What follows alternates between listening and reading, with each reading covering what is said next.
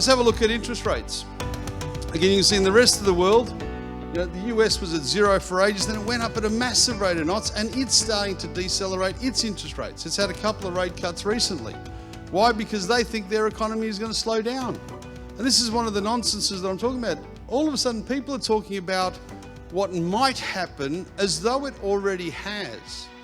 Now, they're not doing it as preemptive strike, they're doing it as manipulation of information. If they say it enough, we'll think it to be true so they can do whatever they want, and we'll say, thanks for doing that. And we'll somehow be appreciative. If you look at Australia, Australia's official rate is now 0.75%. Now, just like in America for all those years when the rates were zero, Australia now heading towards 0.75, and they're actually talking about going another 0.25, believe it or not. But what people forget is the consequence. Now, I'm not sure if it's accidental consequence. I'm not sure if it's incidental. I'm not sure if it's, manipulative. But the consequence is, if you're a retiree, your revenue in retirement is smashed if you are an interest-bearing person. Thankfully, you have Smats Consortium that'll give you 10%, 12%, 16%. Otherwise, you're living off your capital. And that's what happened in America. Not only did they steal most of their money, but then they dropped interest rates so low after the 2007 crisis that they had to live on what was left. And by the time things got better, they were all broke, which means easy to control. That's the other definition. But you can see in Australia, we're down 3 rate cuts pretty much in succession. Why? Why? There is no justification for it. Now you can see with housing loans, activity in the housing market had dropped off, not because of rates being high, but prices and fear. And you see it bottomed out because everyone thought Shorten was going to get in. And as soon as he didn't, look at the uptick in owner-occupier activity in particular and investor activity to a lesser extent. That was fear rather than economic. But the two these days go hand in hand. So interest rates are interesting indeed because they're way too low. If you look at some logic behind that, and when I say that, look at growth. Now the RBA is saying, hey look, we want to lower interest rates to protect against lower world growth, lower Australian growth, and you can see fundamentally they're not off the mark. Growth in Australia has slowed sub 2%. But if we look at what that is, the big negative contributor to growth in Australia at the moment is the housing sector. It's got a negative 0.5 effect on GDP growth in Australia right now. So GDP growth has fallen under 2%, around about 1.7, but 0.5 negative means that if you take that out, just for a second, real growth is about 2.2, which is an acceptable range. But you've got to say, oh, Steve, come on, you can't just take that out, that's being selective. You're as mad as the rest of them.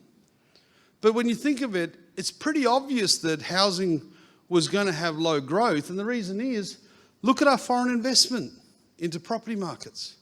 Residential investment peaked out at $70 billion in 2016 and has been on the decline since to fall from 70 to $12 billion last year. No surprise that you have a 0.5% reduction in year-on-year activity in that sector. So any logical person should be able to look at that and say, that's why it happened. Not, ooh, it's getting low, let's do something. But this didn't fall because it fell off the cliff. It didn't fall because Australia became less popular. It fell because we started cooking the goose. We shot ourselves in the foot. We brought in all these foreign duties. You now, as a foreigner, have to pay 7 to 8% when you buy a property. And this is outrageous because people forget the state government receives this. And on top of that, they also receive about 6% stamp duty. And on top of that, they also receive around about 7% GST revenue because foreigners have to buy brand new property. So in every single transaction, near on 20% of your purchase price goes to the state government, not the federal, the state. 20%. No surprise if people sort of say, I'll just check what else there is before I come back. No surprise. So the RBA should not have been worried about a negative 0.5% fall in the investment in residential housing. It should have been shocked that it wasn't more. I'm amazed that it wasn't a -1. But there's an explanation. But even with an explanation, they still overcorrect. That doesn't make sense. Now, if you're frightened of those entry costs, as you'd know if you're an existing owner, particularly as a Singaporean, the land tax they've got you with as well. So not only is it higher entry costs, but now they're smashing you on land tax with much higher rates than ever before.